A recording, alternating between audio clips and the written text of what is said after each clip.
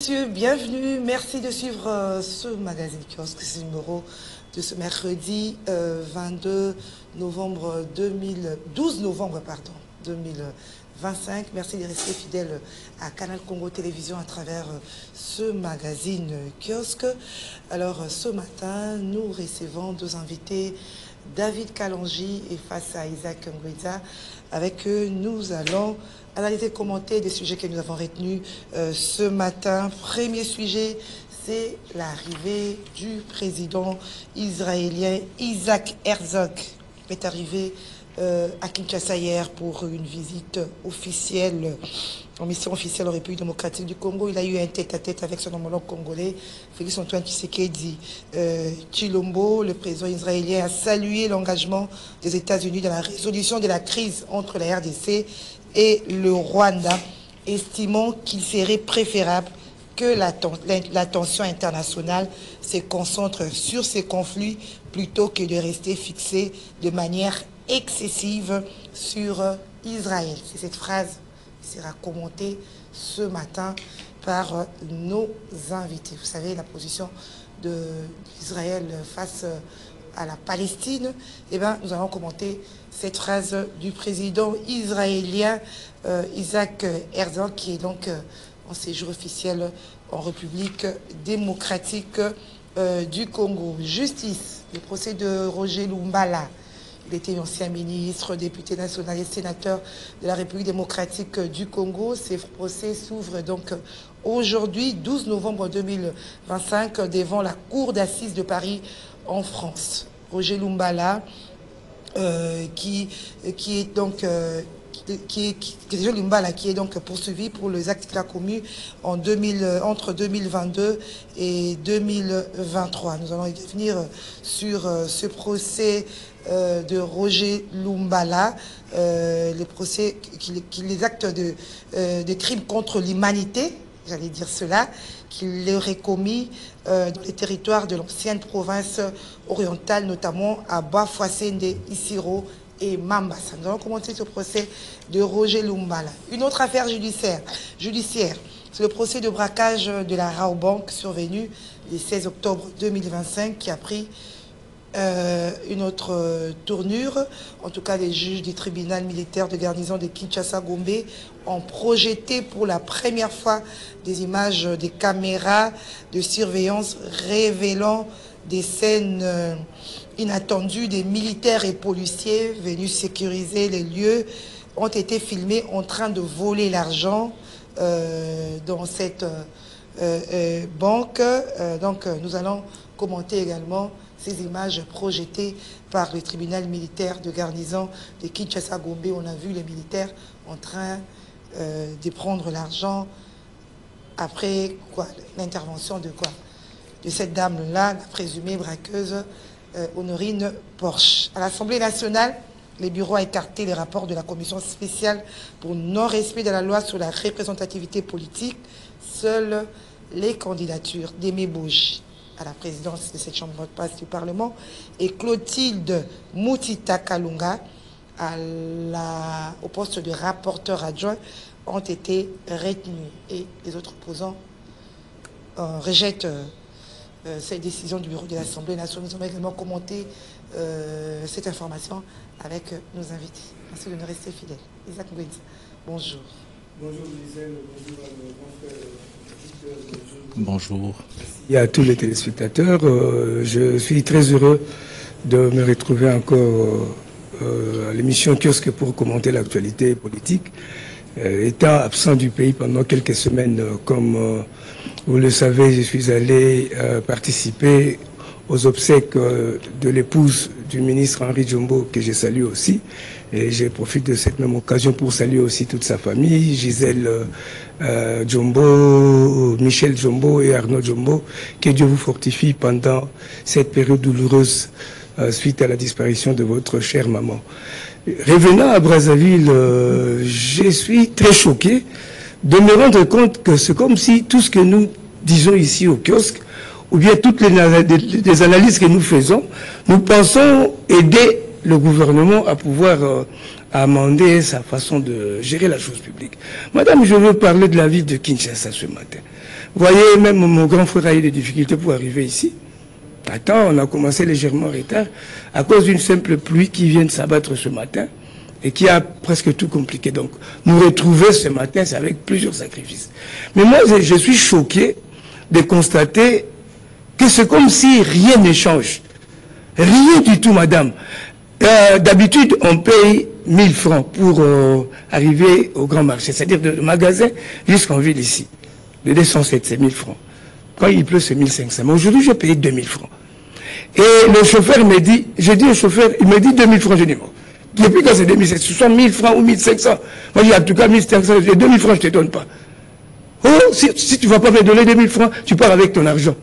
Moi, je dis, c'est à cause des genres de personnes que vous êtes que ce pays ne marche pas. Et il me dit, hein, Yondo Bongsamboko. Mais là, j'ai pensé à ce que François Mwamba a publié en 1992.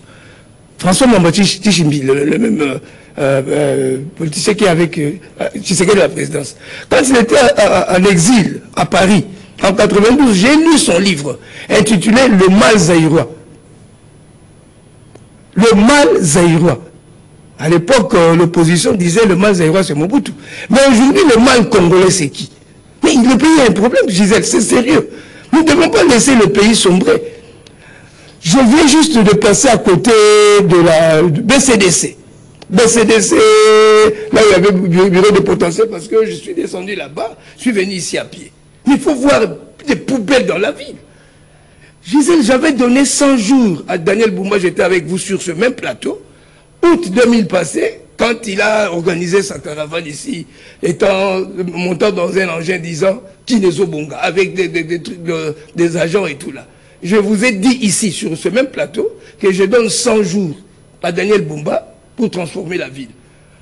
Parce que je suis allé à l'Académie des Beaux-Arts aujourd'hui, c'est un autre pays, hein. Il n'y a plus de saleté là-bas. Je pense que 100 jours suffisent pour pouvoir transformer la ville. Mais de août jusqu'à aujourd'hui, ça fait plus d'une année. Moi, je pense, l'honnêteté intellectuelle, lorsque vous vous sentez incompétent, rendez les tabliers pour sauver votre honneur. Si Daniel Boumba n'arrive pas à assainir la ville, je suggérerais même au gouvernement de créer un ministère d'assainissement urbain. Franchement, je ne peux pas comprendre que la ville, toujours sale, et bon, même devant l'hôtel de ville, très sale. Bon, vous allez dire quoi? Qu'est-ce qui manque? Vous savez, madame, pour imposer la souveraineté ou l'ordre, parfois l'État prend, les États prennent des décisions drastiques ou impopulaires. Prenons l'exemple très simple avec les Koulouna. Moi, je reviens de Brazzaville. Les gens des droits de l'homme disent la vie humaine est sacrée. Je suis tout à fait d'accord, la vie humaine est sacrée. Lorsqu'un individu ou un groupe d'individus se tient debout pour commencer à tuer les gens, prendre une machette, couper une femme enceinte et tout là, et le gouvernement ou la police n'arrive pas à éradiquer ce phénomène. Qu'est-ce que le gouvernement du Congo-Brazzaville a fait? Aujourd'hui, à Brazza, il n'y a plus de Koulouna. L'État a pris des décisions drastiques et impopulaires. Toute maison qui garde un Koulouna, l'État vous dit de le livrer. Vous ne le livrez pas, on vient, on détruit la maison. Merci. Vous devenez sans abri. Pendant 5 ans, vous ne pouvez ni construire, ni vendre la maison. Et tous ces Koulouna ont traversé à Maluku. Maintenant, Kinshasa devient insécurisant. Devient dans l'insécurité. Parce que tous les Koulouna qu'on a traqués à Brazza, ils sont maintenant ici. D'autres sont allés à Pointe-Noire, l'opération les a suivis là-bas. Le président Sassou dit, Nalingi, Batonanga va vivre na Kimia. Pour ça, il n'y a pas à négocier. Nalingi Makambwa Koboma Batonamboka Nanga ite. Voilà le genre de décision qu'on veut voir dans la ville. Merci Isaac Ngwenza. Merci, vous êtes venu de Brazzaville. Là, ouais. Vous avez cité Gisèle Nzombo. Hein. Gisèle Jombo, votre mot, c'est la fille aînée de ministre Henri Jombo. Oui, je la salue. Hein, ok. Voilà, David Kalonji, bonjour. Bon, je vais aborder presque dans le même sens, mais par contre, moi-même, je suis victime ce matin. D'autant plus que, bon, je devais être ici depuis 30 minutes avant, mais malheureusement,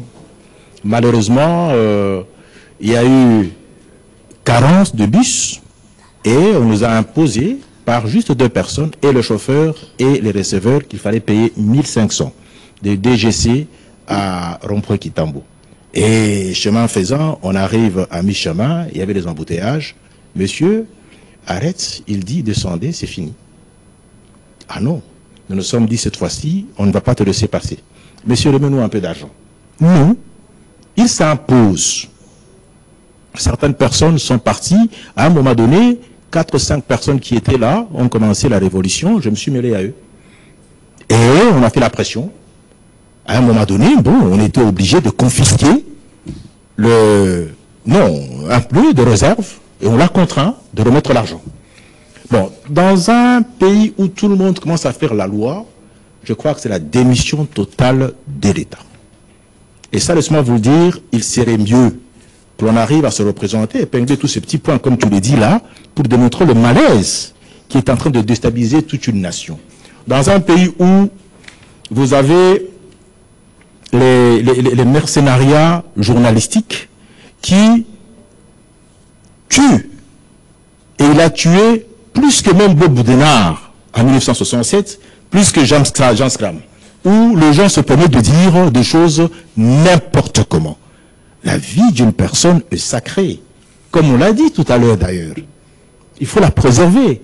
Une personne est libre. Cette histoire de, bon, le ministre des Affaires étrangères, que je salue d'ailleurs en passant, et je préfère de vous le dire, je crois savoir que c'est un modèle de femme, quelque part, parce qu'elle sort dans un contexte où on sent que ce qu'on attendait d'une femme est au moins mis en évidence. Mais, dans l'ensemble, ce malaise d'un pays où on le voit beaucoup plus sur, bon, le front des coups de gueule, le front des négociations, et puis de guerre, de rébellions qui n'en finissent pas, mais dans le soubassement, c'est la destruction totale de la vie sociale elle-même de ce peuple. Je crois qu'il est important que l'on en parle sans parti pris, et je me dis quelque part, si c'est pour la patrie, nous allons en tout cas nous battre. Merci David Kalanche. Alors, nous prenons le premier sujet, c'est le séjour officiel du président israélien ici en République démocratique du Congo. Je tourne vers vous, David Kalange, je reste avec vous. Quelle analyse vous faites de l'arrivée du président israélien? On dit que c'est une première depuis plus de 40 ans qu'un président d'Israël vienne encore en République démocratique du Congo. Et d'ailleurs, le dernier président, c'était le papa de celui qui est venu ici. Alors, quelle analyse vous faites de cette coopération, cette relance de la coopération entre Israël et la République démocratique du Congo, ouverture de la RDC dans l'espace international? Qu'est-ce que vous dites? Bon, je constate d'abord, ça m'a tiqué quand tu dis que c'est le fils à l'ancien président israélien qui vient d'arriver au pays. C'est-à-dire que son père, ça fait qu'à plusieurs années qu'un président israélien vient. Et le dernier qui était venu, c'était son père. Oui, d'accord, merci bien. Bon, mais ce qui est important, c'est le côté un peu sophiste de la lecture. Parce que l'Israël est un pays qui est en proie, il est en train de faire en tout petit peu les mercenaires, il tue, il est vraiment sur la liste d'un pays qui a fait vraiment la boucherie et que l'on peut aujourd'hui déclarer comme étant un génocidaire. Et voilà qu'il arrive au pays, d'une part. Mais de l'autre, il y a, bon, l'entrée sur scène de la République démocratique du Congo. On sent qu'effectivement, sur le plan diplomatique, bon, on a atteint justement le niveau qu'il fallait. C'est que nous avons des relations étroites avec pratiquement tous les pays qui font la loi, qui font l'opinion au travers la communauté internationale, et nous sommes très bien cotés. Donc, c'est une grande première, effectivement, parce que la dernière fois, c'était avec Mobutu, et aujourd'hui, bon, nous osons croire que la coopération avec l'Israël ferait une très bonne chose, mais s'il faut aller dans la profondeur des choses... Sinon, avant, on en tire profit, parce que vous dites que on relance des coopérations entre plusieurs pays qui font la loi, et la RDC en tire profit. Nous, on n'en tire pas tellement profit. Mais par contre, nous avons une bonne réputation et nous nous sentons justement réconfortés parce que tous ceux qui sont les grands de ce monde, qui dirigent, mais qui ne sont pas sur le respect des valeurs, dans la sphère où se retrouve être aujourd'hui l'Israël, nous faisons maintenant partie. Et l'Israël sent qu'il faut composer avec, bon, une voix de l'Afrique. Et cette voix, elle porte pour tous ceux qui sont les affligés, le combattu par un système mondial qui lui ont avili la vie de peuple. Et nous pensons que c'est une très bonne chose. Nous gagnons sur le plan diplomatique d'abord, et puis en plus, on s'est hissé au rang aujourd'hui des traités avec non seulement les États-Unis, en plus l'Israël, et puis dans une bonne position, c'est-à-dire que un État de droit, un monde idéal, il est de notre côté. Pendant que tous ceux avec qui nous sommes en train de composer aujourd'hui, même si ce sont des grandes puissances, vous sentirez qu'ils sont toujours égratignés par... Ils se sont comportés d'une certaine manière. Mais par contre, la nation congolaise, c'est elle qui a le plus reçu de flèches, et aujourd'hui, elle se redéfinit. Donc, si nous faisons une très bonne diplomatie aujourd'hui, nous sommes capables aujourd'hui de se hisser au rang d'être un pays donneur des leçons à l'échelle mondiale, parce qu'on est exemplaire et on est en train de prêcher un monde équilibré. Alors, le président israélien ici, vous avez dit que c'est un génocidaire face aux Palestiniens. Ce n'est pas que je suis en train d'affirmer des choses qui ne sont pas vraies. Tout ce que l'Israël a fait aujourd'hui sur la Palestine, s'il faut être humain d'abord, on ne pouvait même pas le recevoir. Parce que Mobutu, en son temps, juste quand il y avait les petits conflits entre l'Israël avec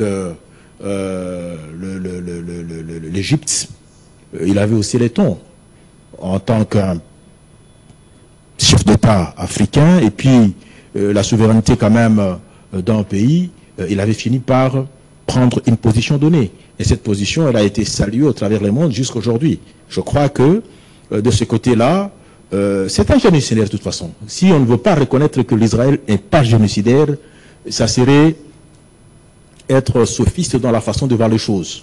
Non, l'Israël, c'est vraiment un génocidaire. C'est-à-dire de recevoir ici, c'est-à-dire soutenir ces actes qu'il pose face à la Palestine. Soutenir, non, je ne pense pas. Mais par contre, c'est-à-dire que nous sommes de véritables... Non, non, par contre, sur le plan diplomatique, c'est un avantage. Comment? Qui entre dans la stratégie diplomatique pour pouvoir aujourd'hui déverrouiller et arriver à l'essentiel, qui soit retrouver la paix et la marche du monde avec presque tout le monde en étant diplomate. Parce que la diplomatie, elle ne peut pas refuser à quelqu'un, par exemple, s'il est génocidaire, qu'on ne le salue pas. Le chef de l'État l'a fait, mais il n'y a pas très longtemps, vous avez vu comment la réaction, il y avait tout généralisé presque au travers le monde, que non, le chef de l'État est tombé plus bas avec Kagame. Mais aujourd'hui, nous sommes sur le point de signer les accords et vous sentez que de l'autre côté, Kagame, il est en train de criailler parce qu'il est mal à l'aise. Donc, les chassés diplomatiques, la diplomatie, c'est autre chose que ce que vous pensez. C'est justement le côté positif de tout cela. Donc, aujourd'hui, si par exemple, le chef de l'État reçoit l'Israël, surtout qu'on l'a condamné avec le plan que Bush a proposé de paix entre les Palestiniens avec les Israéliens, on a un tout petit peu écroué un peu le Chine à l'Israël. Et quand l'Israël arrive aujourd'hui ici, ce qui veut dire que le chef de l'État, sur le plan diplomatique, va encore rajouter pour que, bon, l'Israël retrouve effectivement, non, plutôt pas l'Israël, plutôt la Palestine retrouve dans cette crise, bon, ce droit d'être une nation quelconque. Donc, sur le plan diplomatique...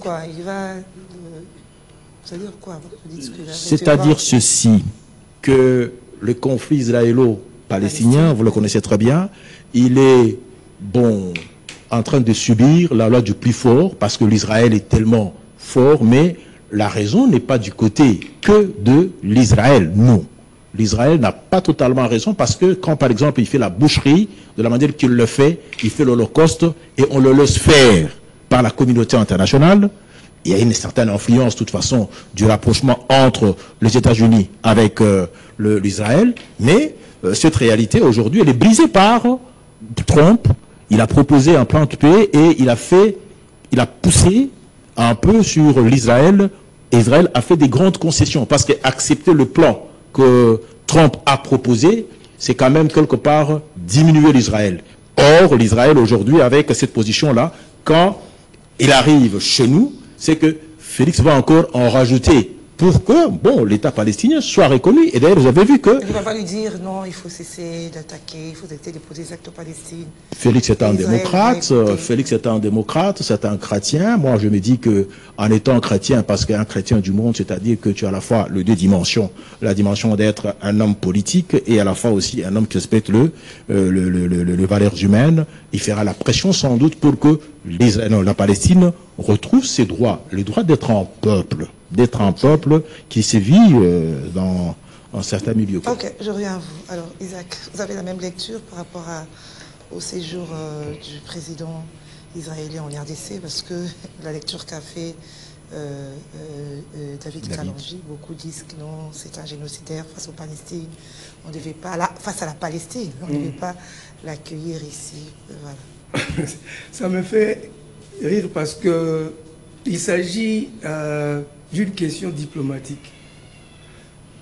Vous savez, à côté ici à Brazzaville, à un certain moment, le gouvernement du Congo-Brazzaville avait des relations, ou continue à nouer des relations avec le Rwanda, qui est aussi un génocidaire. Qu'est-ce que les gens disaient? Non, le président Sassou ne peut pas faire ça, le Rwanda nous agresse et tout là. Je vais tout simplement dire que dans la diplomatie, il s'agit des problèmes des intérêts. Pour votre information, Mobutu avait rompu la relation avec Israël en 1973 à cause de la guerre des Kippour, qui a impliqué Israël avec plusieurs États arabes. C'est Jordanie, Irak, Égypte et tout là, tous ces pays arabes qui étaient en conflit avec Israël. À l'époque, en 1973, Mobutu a pris plutôt position pour soutenir ce pays arabe. Il a rompu relations diplomatiques avec Israël. Et cette relation a été reprise en 1982. 82. En 82. Et jusqu'à aujourd'hui, on a noué les relations. Ça veut dire quoi? Moi, la visite du président israélien ici, je vois ça sous un angle purement sécuritaire. Vous savez, un gouvernement responsable, lorsqu'il s'agit de la vie de son peuple, ou des vies humaines plutôt, toutes les solutions sont possibles.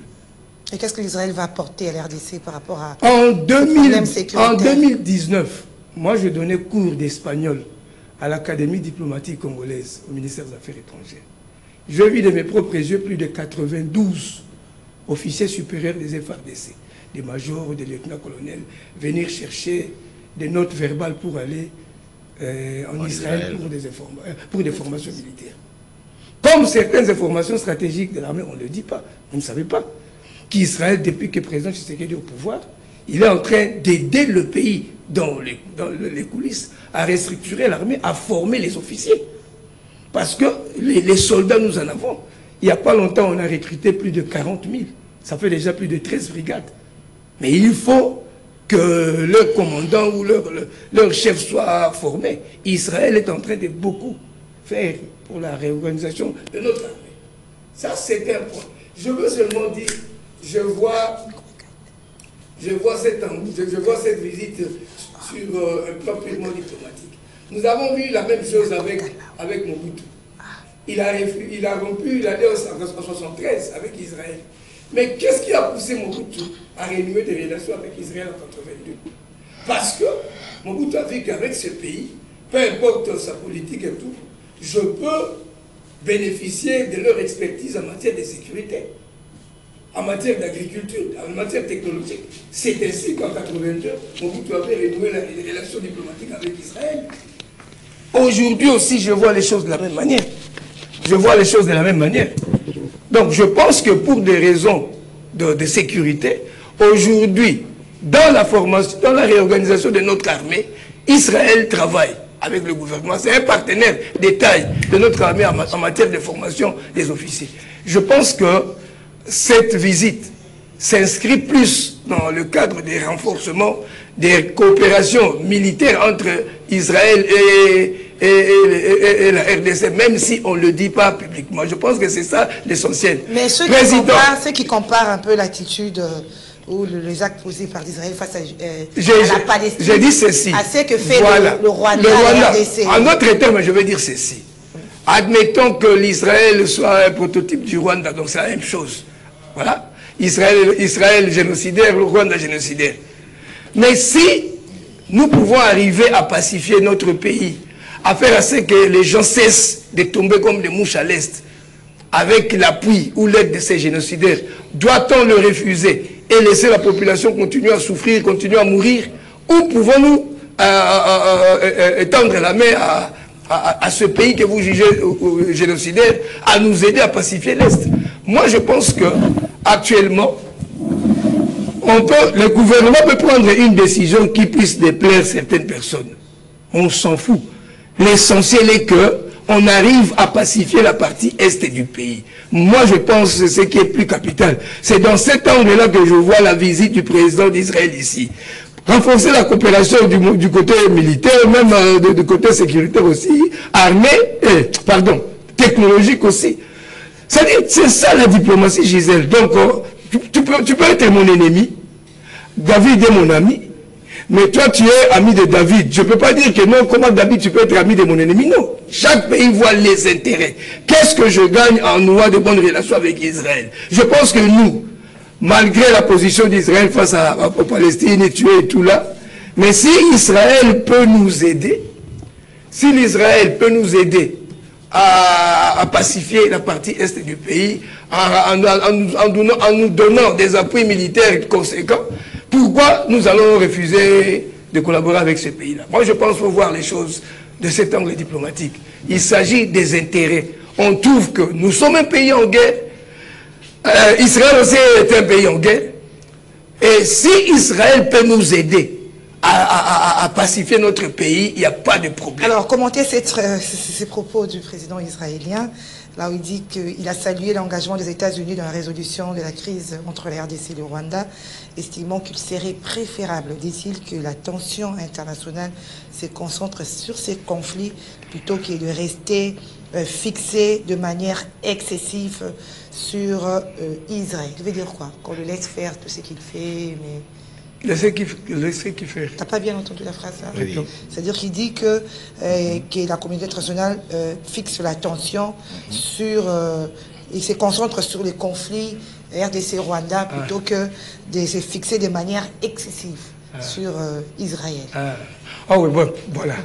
Ça, c'est un argumentaire logique. Dans la mesure où on accuse Israël d'être génocidaire, et tue aussi, là. Bon, en RDC, nous sommes aussi victimes de même problème, mais d'un autre pays. Alors, Israël sent beaucoup de pression diplomatique sur elle maintenant, là. Mais elle déclare qu'au lieu qu'on continue à faire aussi de lourdes pressions sur lui, pour parler du président, ouais, qu'on exerce aussi une... pas pression, mais pression sur le Rwanda. Là, c'est tout à fait vrai. Mais le vrai problème, ça, c'est au niveau de la politique internationale. C'est aussi le souhait du gouvernement. On a toujours souhaité que la communauté internationale puisse condamner le Rwanda. Mais moi, j'ai toujours dit ce qui me choque souvent. Ce n'est pas la première fois. En fait, l'autre fois, c'était le prince de Qatar, à Doha, là, qui devait essayer de trouver des solutions entre la RDC et le Rwanda, disant que comme le Qatar est un grand pays qui achète de produits miniers du Congo et tout là, il a intérêt, il peut arriver à réconcilier la RDC et le Rwanda. Ça n'a pas marché. Donald Trump s'est impliqué jusqu'aujourd'hui, ça ne marche pas. Il faut chercher les vrais problèmes ailleurs. Parce que merci, Isaac. Alors, laissez-moi clôturer ici, pardon. Je veux clôturer en disant que ce soit le président d'Israël, que ce soit Trump et tout là, c'est que les Congolais attendent sur terrain c'est la fin de la guerre à l'Est.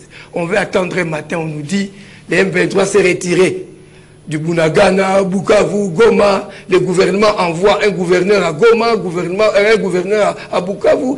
Regardez, Gisèle, ce qui m'a encore choqué, j'ai lu dans les réseaux sociaux, je pense que j'étais à Brazzaville, on me dit que le RDC vient de signer un protocole d'accord ou bien un accord d'intégration économique avec le Rwanda.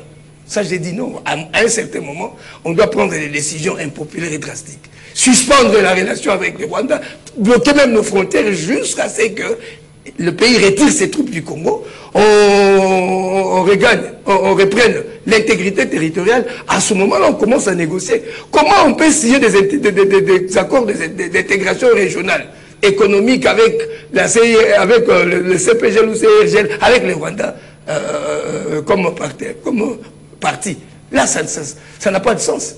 C'est un problème sérieux. Merci Isaac. David, on a une minute par rapport à ces je crois que j'ai beaucoup à dire sur ce qu'il vient de dire et surtout sur cette question que tu viens de poser. D'abord, la déclaration du président israélien, il est sur la liste de génocidaires et sur le mandat international. Je ne sais pas si vous le savez. Donc l'Israël, avec son Premier ministre, ils sont recherchés à ce pays pour les génocides.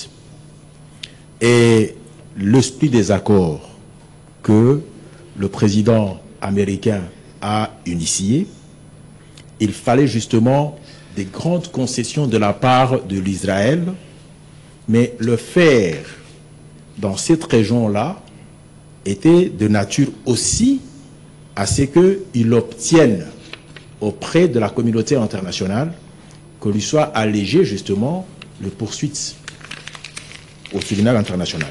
Donc, dès lors qu'on est en train de négocier avec la personne sur le plan diplomatique, il est bon de se représenter qu'il faut le gérer. Il faut le gérer pour le sortir un peu de l'impasse.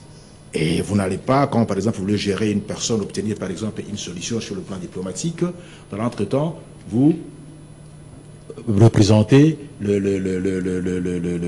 les conditions contraignantes parce qu'il est fautif, il a fait quelque chose dans ce sens-là. Donc, moi je pense que ce sont de bonnes diplomaties que la communauté internationale exerce sur le président israélien et nous sommes dans une position où, je prends les cas par exemple, quand vous prenez les poissons, vous le mettez dans des eaux chaudes, vous verrez que ils seront en train de se battre parce qu'ils seront très mal à l'aise dans ces milieux-là. Quand par exemple lui soutient qu'il serait mieux qu'on s'intéresse beaucoup plus au cas du Rwanda avec la RDC, c'est parce que justement il se rend compte qu'on l'a mis au pied du mur et qu'il préfère déplacer le problème comme pour se représenter qu'il est allié à un homme qui est ça, à un homme qui a réussi aujourd'hui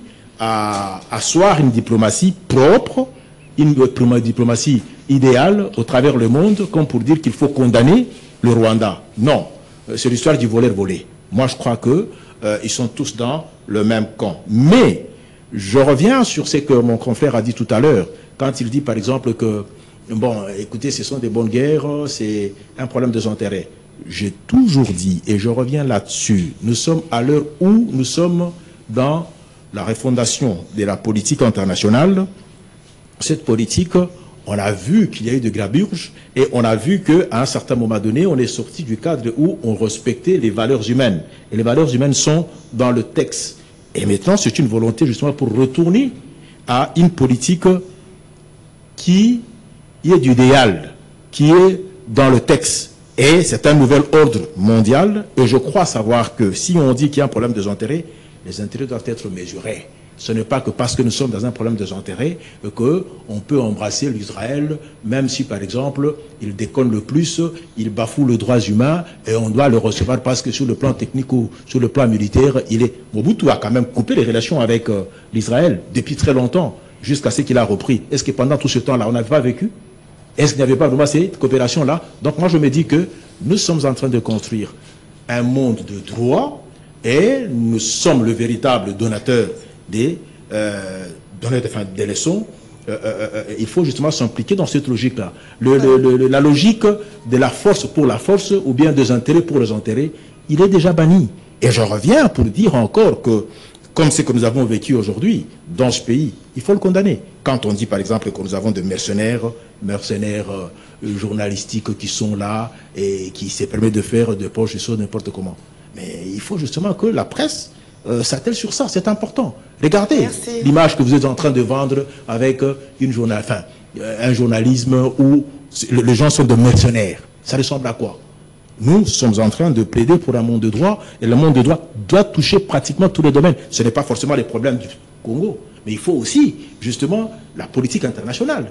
Et c'est dans ça que nous sommes en train de nous investir. Merci David Kalanger. Alors, nous dans nos deuxième sujet, c'est le procès braquage Raobank attribué à Honorine Porsche. Eh bien, ça a pris une autre tournure.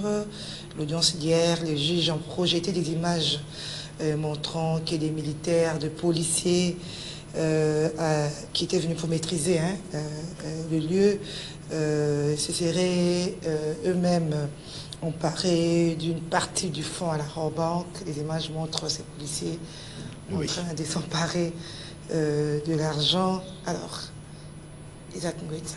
En tout cas, permettez que je clarifie d'abord ma pensée par rapport à ce que David vient de dire. Je ne vais pas parler de bonnes... Question de temps. Oui, exactement. Je ne vais pas parler des bonnes guerres, j'ai parlé des intérêts. Des intérêts, j'arrive. Vous avez parlé, je me suis tué, mon frère. J'ai parlé des intérêts. Ça veut dire quoi? Nous sommes devant un fait, il y a des pertes de vies humaines. Les gens meurent. Si pour mettre fin à ça, pour que la paix revienne au pays, pour qu'il n'y ait plus de tueries, pour que les gens cessent de mourir, et qu'il y a un génocidaire à côté qui peut m'aider, dois-je refuser son appui? Laisser ma population continuer à mourir? C'est ça ma question. C'est dans cet angle-là que je dis, peu importe qu'Israël soit un État génocidaire, mais dès lors qu'Israël peut nous aider à mettre fin à la guerre, je pense que ça sera judicieux. C'est judicieux pour notre gouvernement d'avoir cette aide-là. Et quel message on lance à l'agresseur de la RDC? Le message qu'on lance quoi? À l'agresseur. Quelle image on lui donne? Au Rwanda, par exemple, qui agresse la RDC. Bon, si Rwanda peut faire la même chose, c'est son problème. Vous disiez, dans la diplomatie, c'est la liberté, c'est la souveraineté. Moi, j'ai dit, tu peux être mon ennemi. Le frère est mon ennemi. Vous deux, vous êtes mes ennemis. Mais si... On a compris. J'ai dit l'agresseur, maintenant, quelle image, quel message on donne?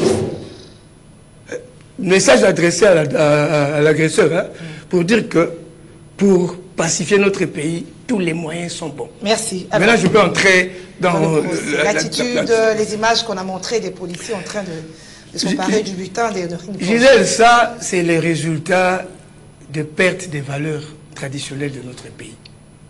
Tout part de là. Perte des valeurs, perte d'élite, tout part de là. Là, vous indexez, ça sont des policiers.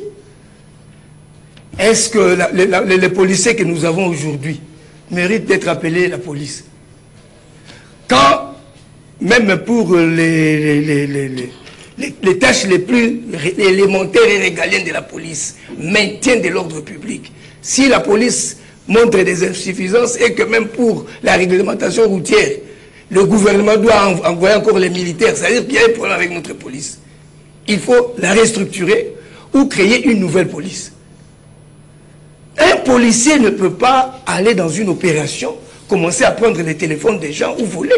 Bon, il y a preuve des images, les policiers avec les braqueurs en train de prendre l'argent des Raobank. Et puis jusqu'à aujourd'hui, on ne sait pas, Raobank dénonce la perte de combien en termes de dollars. On ne sait pas. Mais les images ont montré qu'ils ont volé. Et si les braqueurs s'étaient déguisés j'ai dit ceci. Un garçon qui était Koulouna, bandit, voleur, il est entré dans la police. Déjà en lui, dans son ADN, c'est un voleur, bien qu'il porte la tenue de police. Il va dans une opération, il trouve l'argent, il va faire quoi? Gisèle, réfléchissez. C'est ça le vrai problème. Tout part de là. Nous avons détruit nos valeurs. Un étudiant en médecine est en train de tricher en classe pour passer des classes. Étudiant, entre avec des docs, il triche, il passe deuxième, troisième, il termine. Cardiologue, vous attrapez une crise cardiaque, vous allez à l'hôpital, à coup une crise cardiaque. Pourquoi il y a même le taux de mortalité élevé dans notre pays? Nos valeurs sont détruites. La tricherie partout. Même si maintenant on dit on doit restructurer la police, créer une nouvelle police, on dit d'être un critère ou des critères pour recruter un policier. Il faut que ce soit quelqu'un qui est issu d'une très bonne famille, issu d'une... avant même la rémunération, il doit être bien payé aussi. Mais je vous dis, Gisèle, ce n'est pas le problème de paiement. On peut bien payer le policier, mais si il est mal éduqué, par exemple, il y a un exemple. Quelqu'un qui a grandi sans affection paternelle, sans affection maternelle, donc dans la rue, et puis il est dans la police. Mais il y a un problème. Vous savez, la police aujourd'hui, il y a même des polices scientifiques. Donc, la police aujourd'hui, ce n'est plus problème. Il faut avoir des paquets. Bon, on doit aussi être musclé pour être policier. Mais ce n'est pas seulement ça. Intégrité aussi. Il faut que le policier respecte les ABC de la police, les règles élémentaires. Dans les opérations, un policier ne peut pas participer. Mais on ne doit pas aussi épargner Honorine Porsche, parce que tout est possible. Hein. Ça peut être aussi une scène, un coup bien planifié. Honorine Porsche, les braqueurs, on a suivi le procès. Elle est responsable de ces actes. On dit qu'elle a des problèmes psychologiques. Vous savez, hein, qu'on dise qu'il a des problèmes et qu'elle a des problèmes psychologiques, ça, ce sont des manœuvres dilatoires. Elle est responsable, elle a planifié son coup là, donc elle n'est pas excusable. On peut pas. D'abord, elle disait qu'elle voulait voir la première dame, elle a tout fait, et elle n'a pas réussi à voir la première dame, c'est pour ça qu'elle a fait ça, elle est arrivée au bout du souffle et tout là. C'est comme si moi aussi, Gisèle, je peux dire aujourd'hui que non. Comme mon père était ministre en 1960, il a beaucoup travaillé pour ce pays, le gouvernement les a négligés et tout là, j'entre dans les M23. C'est faux. C'est faux, c'est inadmissible. Donc on doit assumer ces actes. Je pense que ça doit nous donner des leçons qu'on restructure la police. Les policiers doivent avoir une certaine attitude.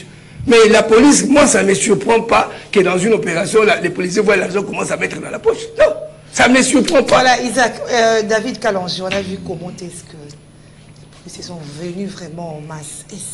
Comme a soulevé Isaac, est-ce que c'est un problème d'éthique, de professionnalisme ou aussi le problème de rémunération? J'ai toujours apprécié Isaac Mbenza dans ses analyses. Mais laisse-moi te le dire, il y a toujours quelque chose qui l'a toujours perturbé. Parfois, il est émotif. Et dans les émotions, il sort du contexte. C'est bien, il est très bien choqué parce que on voit les comportements de militaires là derrière. Mais c'est un grand journaliste que je connais. La manipulation à grande échelle. Quand on veut manipuler par exemple, population. Quand une histoire sort, c'est une fragrance. Et comment il faut agir. Qu'est-ce qui est important que la population attend aujourd'hui? C'est une banque qu'on a dévalisée. À quel moment on l'a dévalisée, on l'a braquée, pendant que les taux du dollar a chuté, pendant que nous sommes en guerre de rébellion, pendant qu'on a donné des mesures tendant à restreindre ou obliger les banques à ne pas donner la chance à une personne d'aller, par exemple, retirer à une banque dépasser 1000 $, pendant qu'on refuse à un État comme le Congo, par exemple, à acheter les armes, et un acte comme celui-là est posé, vous préférez commencer par dire non, on a chosifié la femme, non, on l'a tripotée, non, non, non, non. Ça, c'est de la manipulation pure et simple. Ça se laisse voir qu'il y a une main invisible là derrière. Elle serait arrivée ici avec l'appui de qui? Pour se retrouver être dans cette banque-là avec un appartement. Parce que, de la manière qu'elle est présentée, c'est un réseau, c'est une bande armée. C'est une bande. Ça, c'est sûr et certain. Est-ce que, si on est intellectuel, si on est vraiment un bon investigateur, il y a quelque chose qui saute aux yeux d'abord, qui est une piste que, par exemple, le journaliste aurait pu en tout cas commencer déjà à creuser. Elle est allemande. Est-ce que vous savez que notre monnaie, à sa sortie, pour être frappée, c'était battu en Allemagne? Est-ce que c'est un hasard qu'elle provient de là et que cette monnaie était battue, elle provenait de l'Allemagne? Ça, c'est une chose. Et un autre fait, pourquoi on ne commence pas par nous présenter cette femme? Qui est-elle? Elle a travaillé avec qui? Et justement, vous constatez qu'on préfère justement ne pas nous présenter la personne, on brandit la maladie. C'est une voie de sortie. Regardez tous les procès politiques de la manière qu'on a essayé d'évanouir la vérité, de tromper la population. Moi, je me dis que dans cette affaire, je ne veux pas, moi, qu'on détourne ma attention sur la dame. C'est un point d'iceberg. Donc, la guerre de rébellion, de la manière qu'elle est alimentée, elle est ramifiée, elle est stratège. Et cette guerre-là doit se retrouver en partie dans cette femme. Dans le financement au culte ou à des personnes ici pour des opérations avec ces opérations-là. Mais alors, il ne faut pas l'accuser sans avoir de preuves. Il faut qu'on creuse. Il faut qu'on arrive à étudier toutes les pistes pour se représenter qui est-elle. Et nous présenter le comportement de militaires. Non, on l'avait déshabillé et puis après, on est en train de voler. Ça, c'est justement, on sent que c'est de la manipulation. On veut tromper la population. On ne veut pas dire que ce que les militaires ont fait. Mais dans un monde perdu comme celui-ci, là où vous vous retrouvez avec des militaires qui ne sont jamais payés, là où la pauvreté bat son plein, là où le tic n'est plus, et puis on se retrouve devant une banque pendant qu'on attend un salaire qui n'est jamais venu. On fera quoi? Si ce n'est pas voler l'argent, tu vas les dollars qui est là, qu'on le laisse? Non, je ne suis pas en train de soutenir, parce que moi je viens d'une école de... Non, écoutez, moi je viens d'une éducation. Moi je viens d'une éducation. Parce que laisse-moi t'en parler, je peux t'en parler, hein. Il y a un petit exemple bête que je peux te présenter. Quand nous étions petits, moi avec mon grand frère, on jouait au foot, on a vu quelqu'un passer, il a fait tomber $600. Et on a pris cet argent-là, on était petits, on s'est dit, ah, on est allé donner ça à ma mère, on a dit, ah, mais moi on va m'indéler. Et on l'a donné, on n'a rien dit. Et le lendemain, on a vu le monsieur revenir, ah, non, moi on va m'indéler, tout le monde a Kiango. On l'a retourné chez. Mais les lots, dans mon amoutou, à quoi ici $600. Ah non, c'est en sérieux. Hein? On risque même de dire, mais tu n'es pas normal. Comment tu peux avoir laissé l'argent? Pour justifier le fait que... Non, c'est non, on met quelqu'un... Non, l'homme c'est un animal, là. L'homme c'est un animal. Ne venez pas avec l'histoire de dire que non, il y a un problème de passer ou quoi que ce soit là. Mais les conditions sociales peuvent faire en sorte que certaines personnes, ils posent des actes inacceptables. Vous le mettez dans quelles conditions? C'est là où je te rejoins en disant effectivement que le militaire. Mais ça ne peut pas aujourd'hui nous distraire au point de ne pas se représenter qui est derrière cette femme. C'est important. Merci. Ça. Alors, un autre procès, c'est Roger Lumbala. Roger Lumbala est le président du RCDN, hein, l'ancien ministre, ancien député. Son procès s'ouvre aujourd'hui devant la cour d'assises de Paris en France. Il est reproché de s'être rendu complice des crimes contre l'humanité commis entre le 1er juillet 2022 et 31 décembre 2023 sur le territoire de l'ancienne province orientale. 2022 ou bien 2002, 2003. 2023. Merci Isaac. Alors, là, ça démontre ce procès, ça démontre qu'aucun crime, les crimes de guerre ne sont pas, ils ne sont pas imprescriptibles. Oui. Au contraire, les crimes de guerre sont imprescriptibles. Sont imprescriptibles, voilà. Ne sont pas prescriptibles. Voilà. Les crimes de guerre ne sont pas prescriptibles. Voilà. Donc, ça veut dire, hein, un meurtre en droit pénal a une certaine prescription. Ça veut dire quoi? J'ai tué quelqu'un aujourd'hui, la justice doit tout faire pour m'arrêter dans une période de 10 ans, par exemple. Hein? Après 10 ans, si on arrive à la 11e année, on n'a pas pu m'arrêter. À partir de 11e, 12e année, on ne peut plus m'arrêter. Cette infraction-là est prescrite. Ça, c'est la loi. Sachez aussi, Gisèle, que si quelqu'un vous devez de l'argent, après 2 ans, s'il ne vous demande pas son argent, son droit aussi sera prescrit. C'est la loi. C'est fini. Non. Troisième année, ça c'est demander aux juristes. Ça, ce sont les droits élémentaires que tout le monde doit savoir. La prescription en matière pénale, la prescription en matière civile. Vous devez aussi savoir qu'en matière de conflits parcellaires, la prescription c'est 30 ans. Bon, lorsqu'on établit un certificat d'enregistrement, la prescription c'est 2 ans. Donc après 2 ans d'établissement de certificat d'enregistrement pour des problèmes parcellaires, ça devient juridiquement inattaquable, donc c'est un acquis. Mais un conflit parcellaire qui date de 30 ans, après 30 ans, si vous n'avez pas réclamé ça, ce droit est prescrit. Maintenant, les juristes de manière internationale ont estimé que les crimes de guerre et crimes contre l'humanité soient imprescriptibles. En d'autres termes, quand vous tombez dans les accusations de meurtres comme les Nanga aujourd'hui, ils sont en train de tuer là-bas. Qui tue? Mais tant que Nanga est vivant, un jour il sera jugé, mis en prison. Tant que Kabila est vivant, un jour il sera jugé et mis en prison. C'est-à-dire, cette infraction ne sera jamais prescrite. Maintenant, parlons du cas de Roger Lumbala. Il est accusé pour des crimes. Les crimes de guerre commis en Ituri par son parti politique Rassemblement Congolais pour la démocratie nationale, RCDN, entre 2002 et 2003 en Ituri. Moi, pendant cette période, je suis allé mener les enquêtes pour comprendre un peu, quand il y avait, je crois après, quand il y avait des conflits entre les Ema et les Lendu. Je vous jure, à l'Est, des gens sont morts. Des gens, les femmes sont violées. Donc, ils ont commis ces crimes, c'est pour cette raison. Même la France.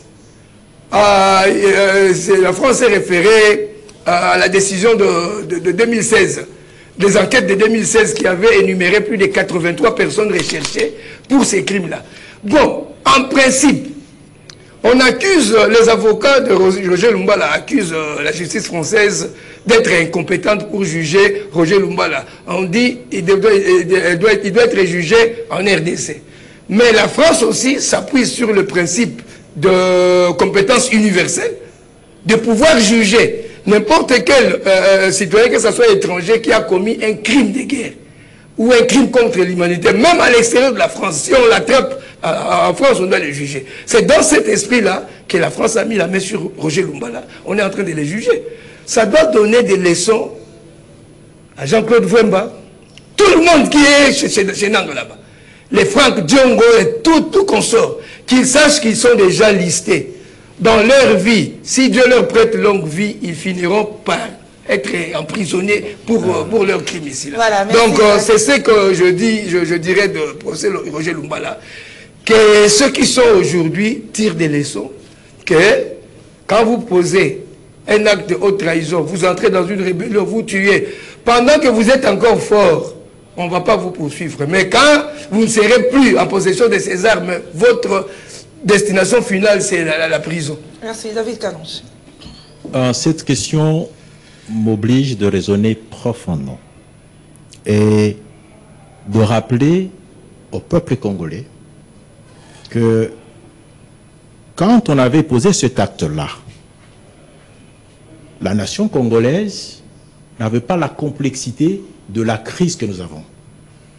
On n'avait pas l'impression qu'il y avait une implication étrangère qui était en train de soutenir les forces de rébellion pour attaquer le Congo. Et aujourd'hui, avec les dernières révélations dans la diplomatie de Félix, on comprendrait justement, d'ailleurs, pourquoi Jean-Pierre Mbemba a fait la prison. Voyez-vous, c'était une cabale montée parce que tout simplement, dans la rébellion qui venait, la fibre patriotique congolaise n'était représentée que uniquement dans le MLC. Il était à la tête de MLC-KML. Donc, aujourd'hui, quand par exemple la France se dit, en se cachant derrière le droit, qu'il a le droit de le garder, non, j'ai l'impression qu'il y a des manœuvres politiques là derrière. Parce que, vous vous souviendrez que la prison que Jean-Pierre Mbemba a fait, c'était une histoire manipulée par la communauté internationale, tout simplement, parce que justement on voulait faire taire un patriote qui se battait pour sa nation. Aujourd'hui, je poussais même plus loin d'ailleurs. Il y a des choses à partager. C'est-à-dire que la patrie aujourd'hui, beaucoup de voix se retrouvent en train de la défendre. Et autrefois, le MLC, moi je travaillais dans le MLC à cette époque, nous avons défendu justement la patrie avec les armes. La complicité du problème, nous le vivons aujourd'hui. Donc, les deux forces aujourd'hui qui peuvent être unies pour la même cause, c'est justement les combats qu'a menés, par exemple, l'IDPS avec le MLC, parce que justement, l'implication de la communauté internationale se cache derrière ce genre de petits procès pour déstabiliser la nation congolaise. Hier, je pouvais comprendre, mais aujourd'hui, je me dis, politiquement parlant, parce que il y avait cette implication de la communauté internationale dans cette affaire-là. Et aujourd'hui, nous sommes en train de vivre la situation. Donc, soutenir qu'il faut qu'on le juge, certains citoyens congolais, qu'on le retourne ici, qu'on vienne le juger ici, que de le laisser en France. C'est la moindre des choses. C'est la moindre des choses, à mon avis. Ah, c'est la moindre des choses, hein, Isaac. Bon, moi, je ne pense pas que c'est la moindre des choses. Non, on se cache derrière le droit, tout simplement. Mon frère, vous savez, hein, lorsque vous avez commis une infraction et que tous les éléments constitutifs de cette infraction sont réunis, vous devez subir, vous devez vous assumer. Bon, si vous dites que les contextes sont différents, je vous dis que les contextes ne sont pas différents parce que même à l'époque, vous avez essayé de blanchir par exemple le MLC pour dire que c'était... Je ne le blanchis pas, c'est ça la vérité. Le MLC avait l'appui de l'Ouganda, c'est connu aussi. Non, non. D'accord. Nous sommes à la télévision, le MLC... Non, je n'ai rien. Non, on peut en parler. Mais justement, ce sont des attitudes comme ça. Nous sommes au RCD. Voilà, RCD, parce que c'est lui qui a parlé de Jean-Pierre Bemba. Vous ne pouvez même pas citer ça, même pour référence. Parce que moi, je parle de Lumba, là. Pendant ce temps-là, RCD. Donc, on sait qu'il y a deux présidents africains qui soutenaient les rébellions ici. Kagame et Museveni, jusqu'à aujourd'hui. Voilà. Donc, on sait, les gens qui nous regardent, on sait comment ça se passe. On signale que nous sommes déjà en train d'atterrir. Voilà. Alors, Isaac, on termine avec un mot sur l'Assemblée nationale, parce que je l'avais annoncé tout au début. Et là, c'est les candidatures retenues pour les postes vacants. Président, c'est rapporteur adjoint. On a retenu Kémé Boji et Clotilde Moutita. Les autres ont été écartés. À l'Assemblée nationale, le bureau a écarté les rapports de la commission spéciale pour non-respect de la loi sur la représentativité politique. Bon, moi je suis... Avec seulement ces deux candidats-là. Voilà, moi je suis... On parle encore de... Ça c'est moi. Je suis indigné de comprendre qu'on déçoit un président de l'Assemblée et qu'on prenne un ministre en fonction pour aller les remplacer. Ça c'est moi. Oui. Et je comprends. Bon, j'ai parti de l'UNC de Cameroun, non? Donc je suis vraiment désolé. Vous savez... À l'heure actuelle, le pays est en guerre. On doit mettre de côté cette histoire des alliances, de ceci là. Prenez quelqu'un qui est compétent, fédérateur, qui puisse diriger l'Assemblée avec sagesse et tout là. Pas parce que Kamer était de l'UNC, il est déchu, on doit prendre quelqu'un de son parti. C'est ce qu'il veut dire. Moi, j'ai ministre du budget. Je suis désolé. Merci, Isaac. Est-ce que dans l'Assemblée nationale, il n'y a pas une autre personne qui puisse être président de l'Assemblée, Gisèle? Voilà, merci Isaac. David, ce sera votre dernière intervention. Je suis contre. Ça reste les deux candidats. Oui. Bon, ils seront seuls. Ça, c'est mon point de vue. Au poste de président. Ouais. Non, les calculs politiques d'abord. Non, mais je ne pense pas. Mais j'avais dit autrefois ici que on était en train de requalifier cette majorité qu'a le chef de l'État, parce que finalement, il a gagné des élections. Et il avait une majorité, il faut la requalifier pendant que on a constaté que, bon, Kamere commençait à jouer à un double jeu. Or, cette base-là, et garder la cohésion nationale, il serait mieux qu'on en garde cette base-là. Donc, sur le plan politique, c'est une très bonne stratégie qui, Boji, revient là-dessus. Donc, pour moi, en tout cas, je me dis que, bon, on a un bon stratège politique, peut-être, oui, pour ceux qui sont de la majorité, parce que c'est eux qui ont gagné des élections, et ils ont préféré justement requalifier les équilibres, et aujourd'hui, ça passe par aussi le Kivu. Donc, le Kivu, encore parler d'élections, donc on sait qu'il y a seulement un seul candidat. Mais attendez, le dictat, par exemple, d'un parti majoritaire, il a le droit de le faire dans une assemblée où il est majoritaire. C'est de la démocratie aussi. ne faut pas quand même dire que c'est le contraire, non. C'est tout à fait normal. Moi, je me dis que ce sont des bonnes guerres, et puis quelque part, ce sont là les réalités politiques.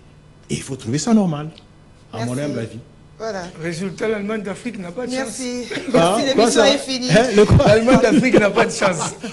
Merci Isaac Mouenza, merci, David Kalanger, merci à vous tous qui nous avez suivis. Merci à l'équipe technique, au coach Doudou Monterré, madame, monsieur.